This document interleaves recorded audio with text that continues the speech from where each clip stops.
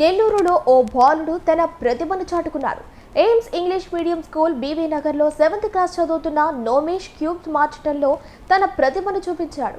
9 నిమిషాల 34 సెకండ్లో 9 క్యూబ్లను పూర్తి చేయటమే కాకుండా క్యూబ్లపై తన చదువుకున్న స్కూల్ కరెస్పాండెంట్ ఫోటోను అమర్చి స్వతంత్ర దినోత్సవ సందర్భంగా కరెస్పాండెంట్ కు బహుమతిగా అందజేశారు. తన ప్రతిభను కనబరిచిన నోమేష్ ను స్కూల్ కరెస్పాండెంట్ మస్తాన్ అభినందించారు. నెల్లూరులో ఓ బాలుడు తన ప్రతిభను చాటుకున్నాడు.